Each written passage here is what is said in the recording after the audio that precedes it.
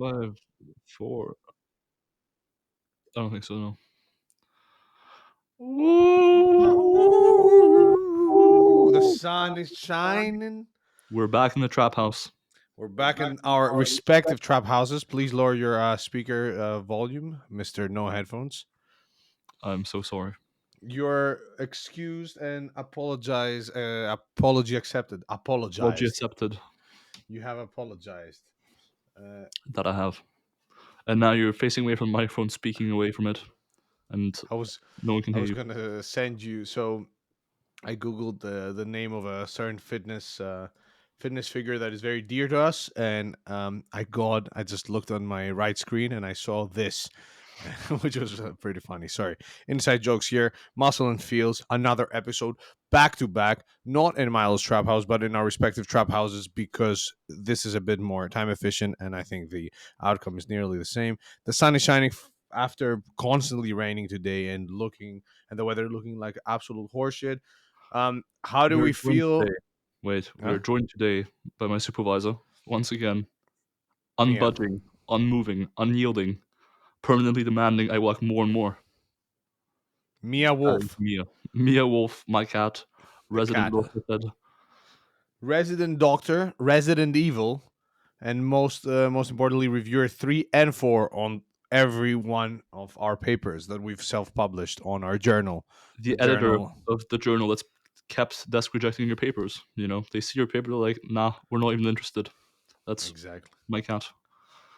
So we are here today to talk about something very dear to us and something that if you ever meet us, especially myself, you will definitely hear a lot of propaganda about it from Milo too, but it is a typical pack cassette that will almost instantly be played if we discuss anything around the gym or training in general, which fortunately or unfortunately is always the case whenever we meet people. And that is walking and steps for health, longevity, muscle growth, strength, and just how they fit in your training routine. Obviously, not walking to grow muscle or get stronger, but hey, a lot of the people listening are people who are interested not only in the health side of things, but also mostly in growing muscle. And we've met quite a few of these individuals in our lives and in the gyms that we've been to, where we are quite health conscious. I'd say we're very health conscious. Something that is not always the case in the world of maximizing muscle growth, where you know, especially when PEDs are involved, where you see people are like, "Yeah, my blood work sucks. Ha ha ha! I'm almost gonna die." But I freaks. like to call myself a biohacker. That is essentially what we are because we are bio and hacking. I mean, I've completely hacked my circadian rhythm the past 5 days by sleeping at 5 a.m. and More like 10 years, you mean? it's been pretty bad the past 5 days. Still got my 7 hours, but yeah, sleep hasn't helped. I think it's because of the daylight savings So time you haven't change. been taking your cold showers and exposing yourself to sunlight within 30 minutes of waking up? When I was there's no sunlight to expose myself to, so that's on the UK to blame. But when I was in New York, the shower that I used in the apartment that I rented, it had a setting to go from the shower telephone or whatever you call it to the head shower. I think we call it a Oh, you mean, telephone in yeah. Greek. Yeah, Shower no. head. Shower head to the overhead shower. Is it? It's not going to call the telephone, is it? Oh no, it No, is that's telephone shower head. Are you making things up again? Hey, no. No way, I'll that's a give you. thing. Is that what It it's is. called? It is. Wow, incredible. It can be called that as well. So Anyways, anyways, and I would switch from one to the other, and the water would be cold for a second, and I would instantly feel 10 times better about myself with my 3 second or 1 second cold shower. I always told myself, hey, relax there, Wim Hof. All right, Iceman. all right, Chris Bumstead, 2 weeks out from the Olympia, aren't you? Yes. And yeah, back to us being health conscious and that not being the norm. Like we see that relatively often, and especially in the bodybuilding and powerlifting world, where um, obviously a lot of people that partake in both, and mostly in the natural sort of bodybuilding and powerlifting world are healthy essentially by default because they engage in resistance training, and especially for those that have to be in certain weight categories in powerlifting, they're relatively lean and relatively muscular. But for a lot of people that engage in lifting, the goal at the beginning is not to be healthier, but to just look aesthetically different. And the one thing that we have found, or not only we have found, that research has shown to be extremely beneficial for overall health, longevity, and relatively easy to incorporate is walking. Hey, you said it, steps appear to have a pretty meaningful relationship with health overall compared to other behaviors, especially. So I think a lot of things people often think are healthy, like, I don't know, um, focusing on doing lots of cardio, what have you. There are definitely health promoting effects there, but I think generally the thinking that things that are harder to do are better for health inherently is Yeah. incorrect, right? Like you'd assume, oh, lifting weights is really healthy for you, and it is, or doing intense cardio is really healthy for you. Ultimately, though, you can also get very meaningful health benefits from doing something as quote unquote easy and accessible as doing steps, and that can be at a pretty low to moderate pace. Like talking 2 to 5 miles an hour or 4 to 6 kilometers per hour, that sort of pace. And the pace doesn't seem to be hugely impactful as well, from what I've seen, as long as you're getting sufficient steps per day in.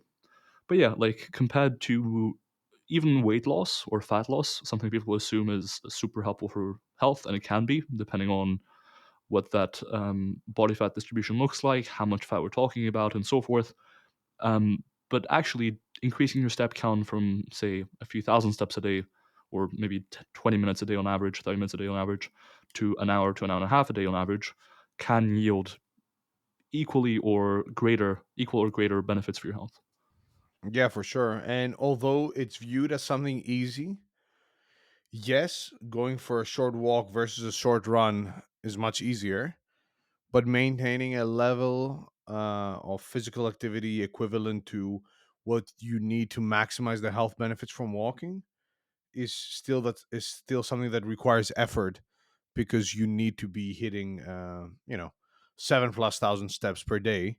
And for a lot of people, especially those who work from home or have sedentary lives, or work in an office environment and are stuck in the office for like 8 hours a day, wagey, um, then they should first reconsider their lives and ask themselves why they're not trillionaires and making money off drop shipping and cryptocurrency. But also, it will require a conscious effort to actually go either outside or go to the gym or get those steps in somewhere, and it will require a couple of hours per day, either in one go or spread out throughout the day. 100%. And I think it's kind of like weight loss or being in a calorie deficit, where ultimately being in a calorie deficit as the tool to lose weight is simple as a solution, but it's not easy. Like committing to getting your steps in consistently can be difficult in terms of finding the time, changing your behavior, and behavior change is pretty difficult for a lot of people.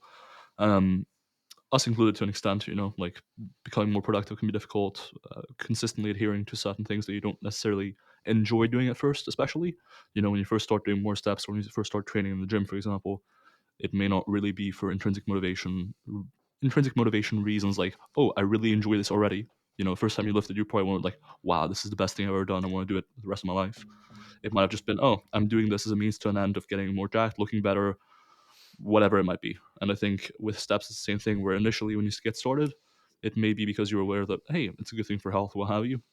But then gradually you can kind of shift your motivations or reasons for doing something to becoming, oh, I actually enjoy doing steps now. And I can Yeah. see myself doing it consistently over time and it becoming quote unquote a lifestyle. Yeah, for sure. And for a lot of us in Europe and in walkable cities, so coming to Southampton in 2013 and not driving and being a student and having the gym 15 minutes away from me, the supermarket being 20 minutes away from me, and having to just move around every day, meet people, go run errands and stuff, that instantly required me to walk. So it wasn't hard to get used to walking. And then once I got into exercise science and realized that, oh, okay, this is actually quite beneficial for health. And um, at the same time, it's something that I enjoy not just because of the act of walking, but also because of the perceived benefits of walking. So there's many times where we will go for a long walk, and the main motivation behind that walk, aside from socializing, is that, oh, as we're walking, this is doing something good for me in the long term. And that essentially allows me to completely negate any sort of feeling of discomfort, because we do go for some really long walks, the odd 20,000 step walk here and there, which, if there was no perceived benefit to it, it's very unlikely that I would do it just to do it, you know? Yeah, because you may as well just invite someone over to your place and talk on the couch, Yeah. But the double whammy of, and this is kind of something I've seen as well in some of the research that we looked at in my undergrad, where Hmm. essentially they looked at the effects of walking versus socializing versus walking while socializing on mental health. And it seems like both socializing and walking, well, both socializing and physical activity have positive effects on mental health, right? But walking plus socializing seem to do better. So there is probably, for mental health, for example, something good about going for a walk, but also socializing going for a walk. And I think it can make walking as a pastime, as a hobby, what have you, a lot more approachable and enjoyable for a lot of people that otherwise, if it's a thing that you have to fit into your workday essentially, because you consider it to be just something that you have to do that's difficult, effortful, etc., it can be difficult to fit in more than a few thousand steps a day. But if it's something that you can kind of make yourself enjoy, whether that's by way of having a friend along with you, having your partner along with you, and what have you, then that can be a really easy way to get more steps in and engage in ultimately very healthy behaviors more easily, more consistently, and getting a greater effect from it over time. Yeah, for sure. Um, and I'd also like to know that there are certain things that you have to sort of force for a bit in order for them to become a habit, while also keeping in mind that, hey, yeah, you may not necessarily love walking, uh, but the alternative the alternative is for you to do some form of either steady state or high intensity cardio, which comes with its own limitations as far as being physically prepared to do it and having the mental capacity to actually tell yourself, okay, now let's go for a 30-minute run or whatever.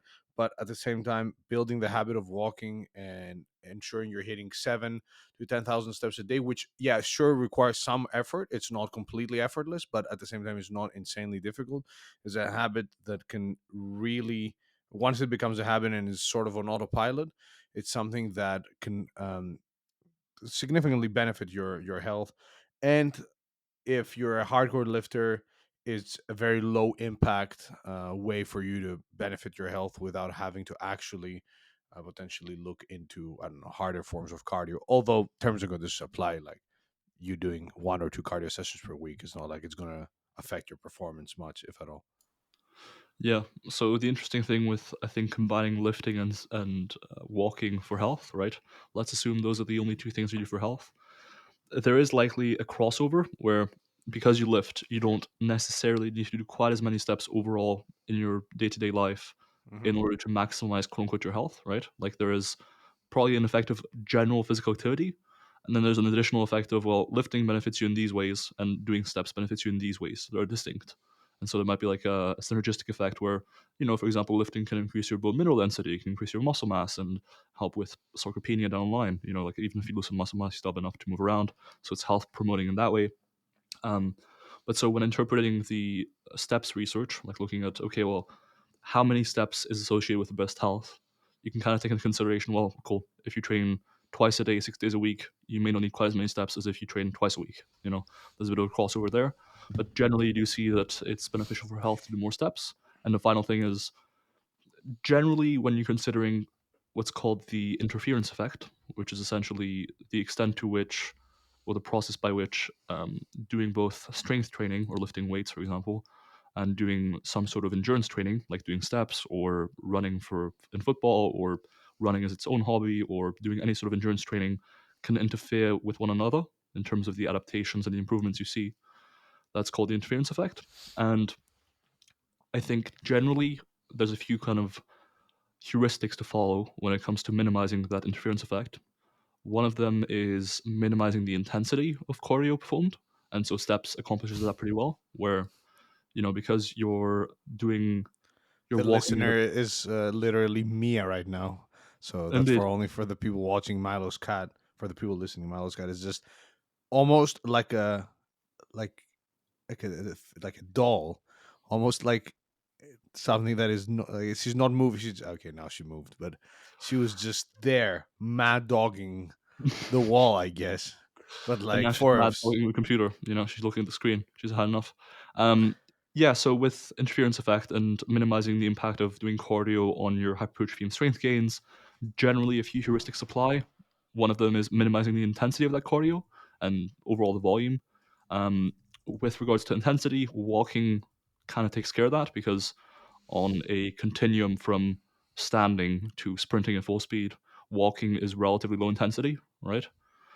Um, and then the second thing is minimizing impact. And generally, the faster you walk slash run, the more impact there will be as well, the more eccentric contraction there will be.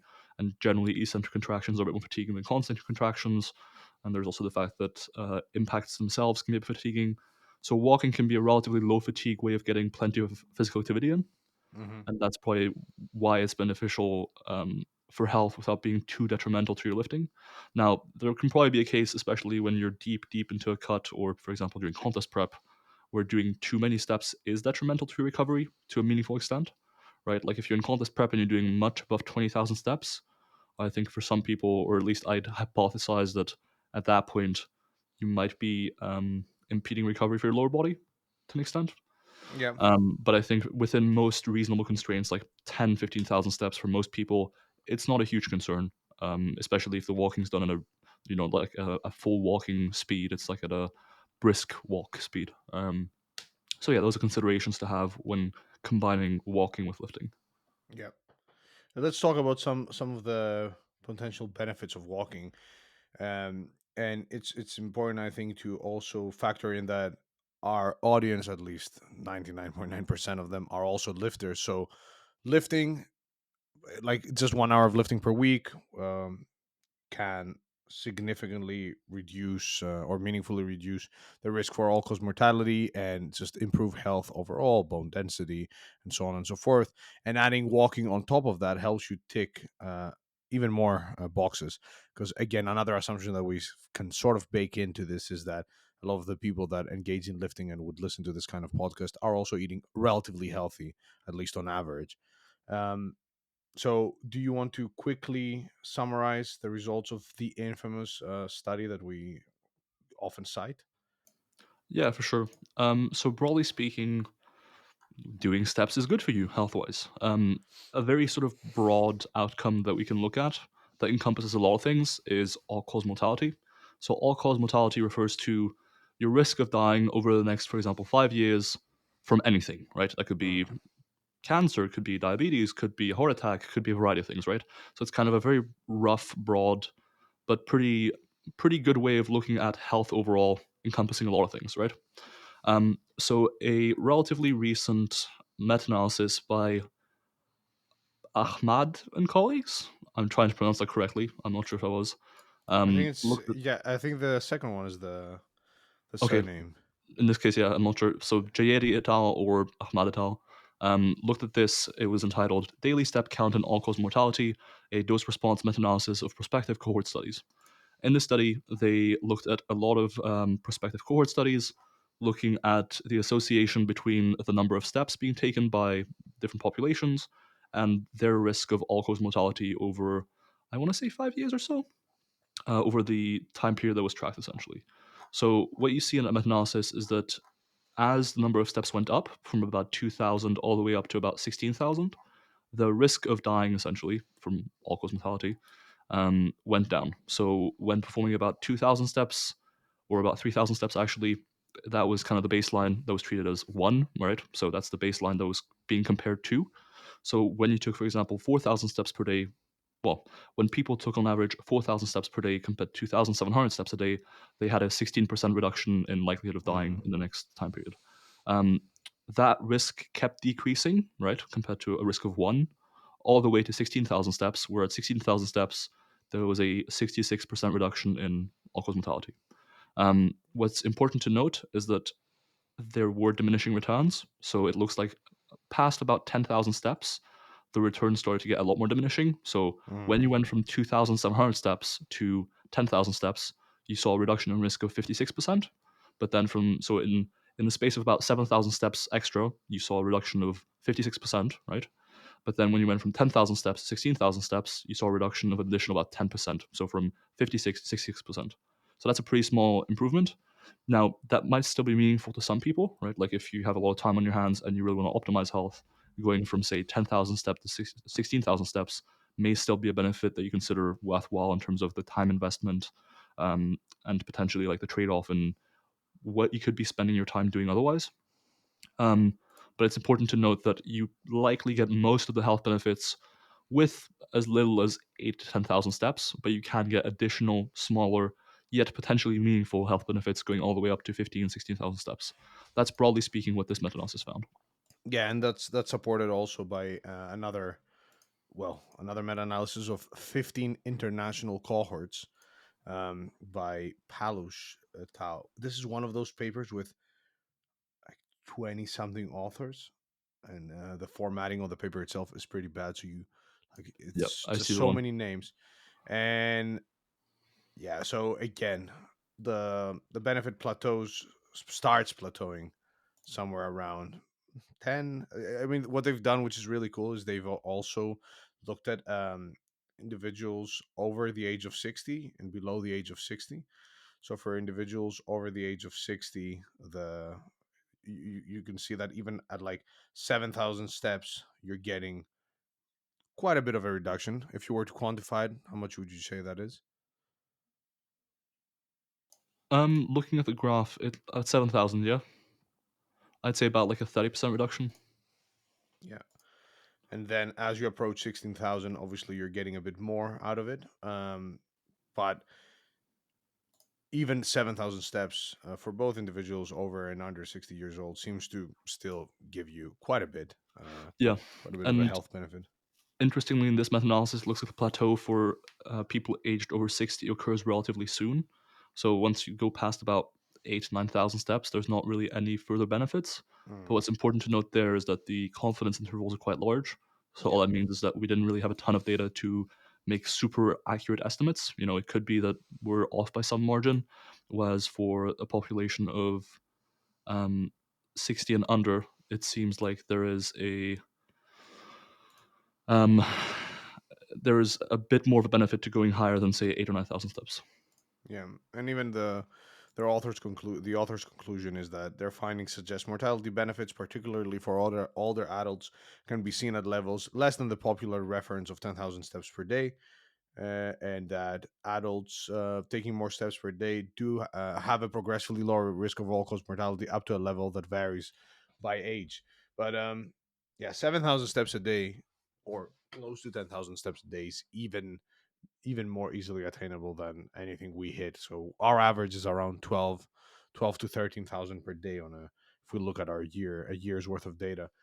But 7,000 steps a day even on a bad day is relatively easy to get in. And I think that similarly with resistance training, again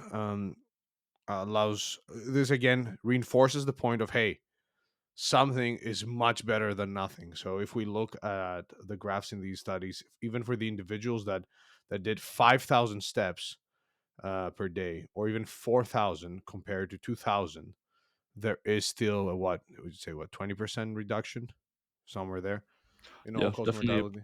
Yeah, definitely a meaningful reduction. And again, because the returns are diminishing, going from say 2,000 to 6,000 steps is going to be a very notable improvement, right?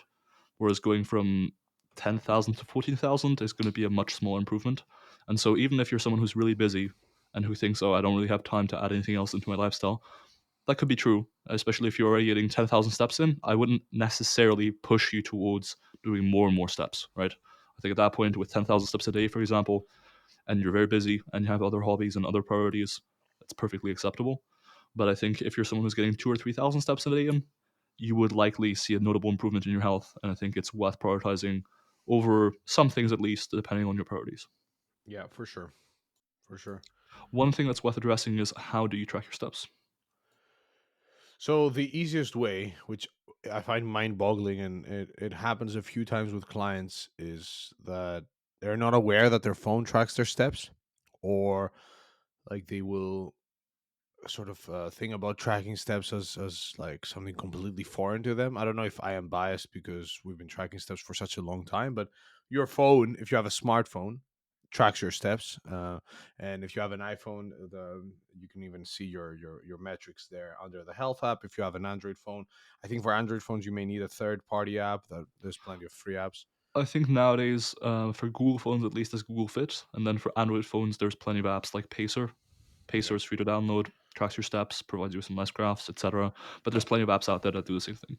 Yeah. So your phone would be an easy way an easy way for you to track your steps without buying anything else. Obviously, any wearable fitness trackers will do the job as well, but they're not necessary. Sorry, the one minor terms and conditions with the phone is that if you're somebody who doesn't have their phone on them a lot and you tend to, I don't know, let's say you're a personal trainer or something, or you walk around a lot around your house because you're a trillionaire and you have a huge house, if you don't have your phone on you, you're probably not getting an accurate representation of your steps.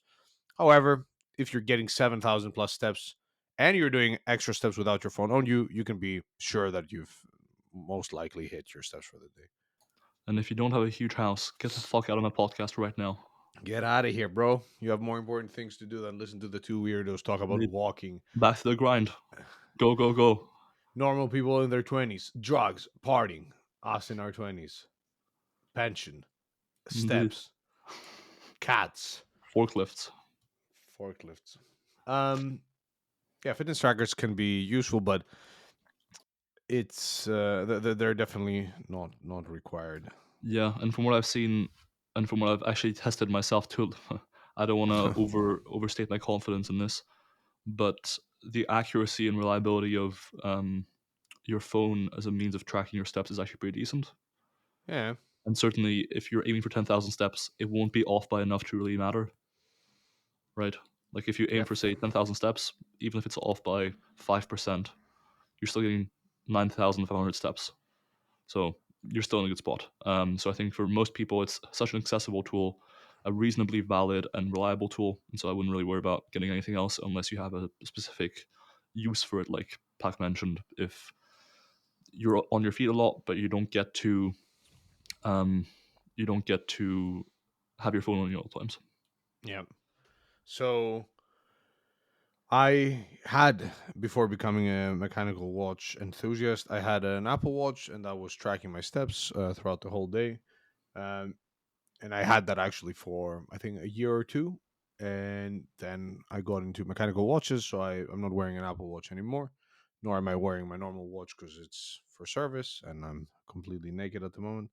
But I've just returned to tracking steps with my phone, and I am a step enthusiast. That's what I'd call myself, and it's literally been. I have felt zero difference besides the, I don't know, the satisfaction of completing the Apple circles on the Apple Watch and getting the notification that you hit your steps. Other than that, I'm still hitting my steps. Probably actually doing more steps than my phone is tracking because I don't have my phone on me the whole time. But literally no perceived difference whatsoever, and that's for somebody who makes a conscious effort every day to go out for a walk. Yeah, and something that's worth mentioning for people who are very busy but who still want to hit a high step count, you could likely do your steps by running, essentially, or jogging, what have you.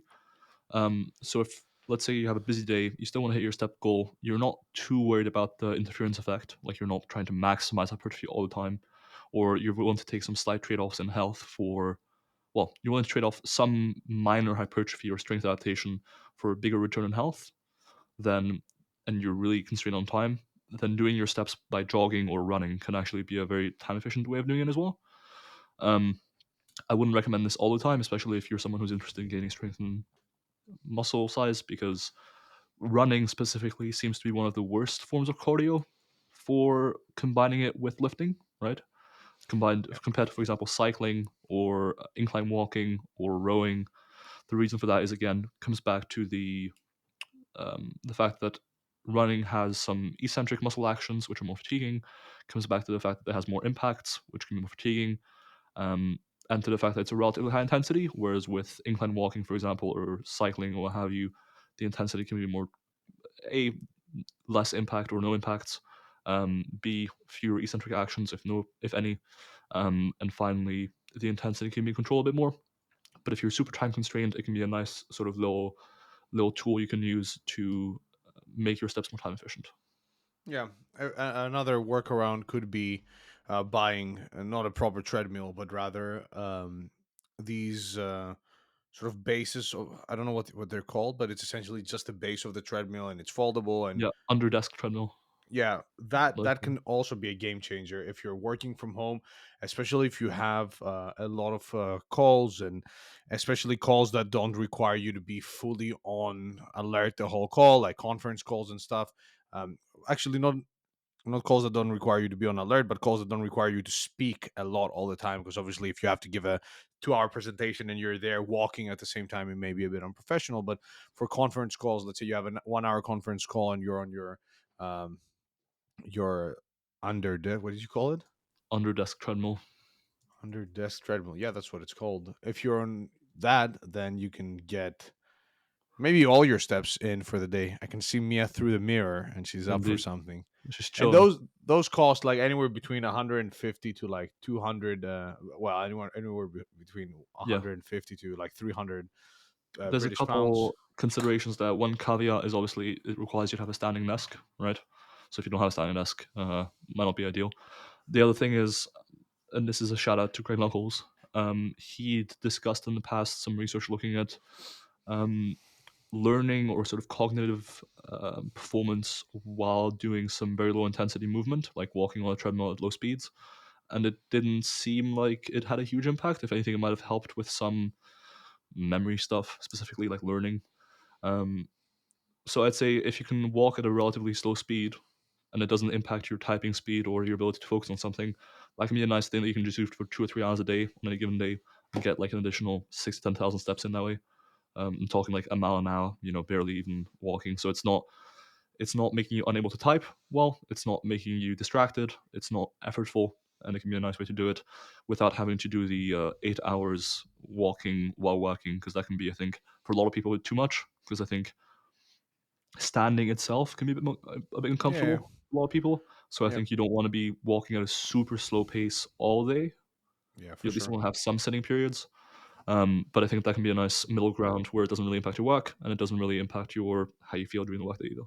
Yeah, and you can like if you live in a country like the UK where the weather is poor, having such a device in your house, even if you don't use it daily, like as a go-to for calls or whatever, having it there. Let's say you have a 30-minute break, you want to get some steps in, you can watch something on TV, listen to a podcast, and just walk on it. Sure, it's not the most fun thing to do, but as we said at the beginning, getting your steps in is probably something you should be doing, and if that requires you to go on a bit of a warrior slash grindset mode here and there and get the boring steps on the standing desk treadmill, under desk treadmill at your house here and there. That's totally fine. Another, sorry, Alternatively, yeah, I was gonna. alternatively, if you're a listener of this podcast, you should have a house big enough to walk around in anyways. You should So you have a don't need gym in your house. you So don't need those hardcore walks. You don't need to worry about the weather. Just walk around your house. Buy a sun as well, so you can get that sunlight. how many And sons you're do all you covered. have? Indeed. A final adaptation you can make is if the weather's bad and you don't even need a treadmill necessarily, you can also likely replace steps with any other form of low intensity cardio, right? For sure. Like I don't think steps have anything inherently magical about them.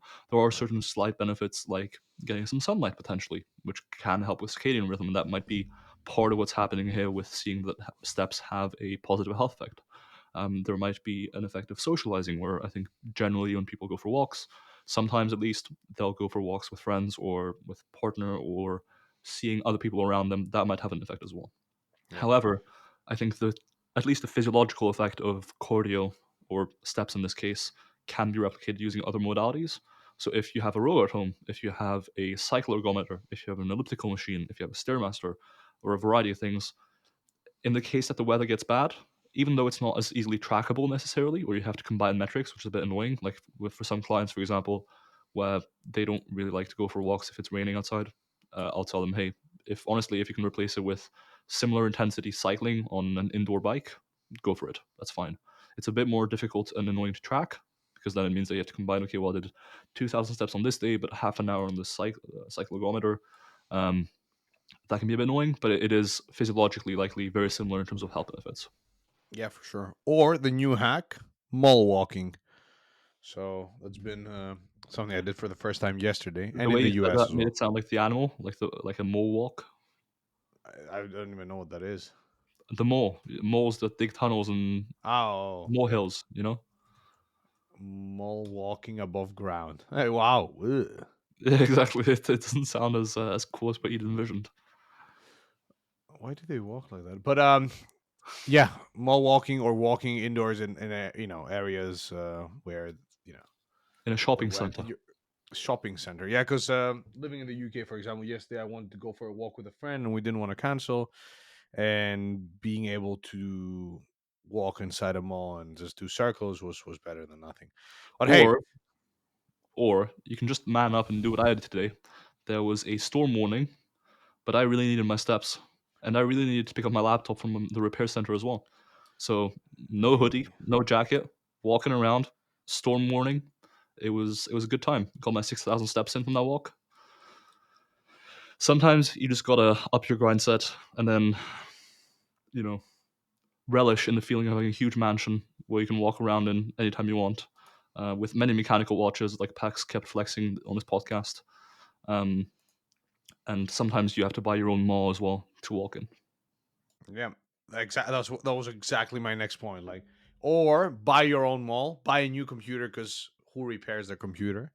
That's Um, fact. you repaired your laptop, right? Not your desktop. I did, yeah, yeah, yeah. And yeah, and also Great minds.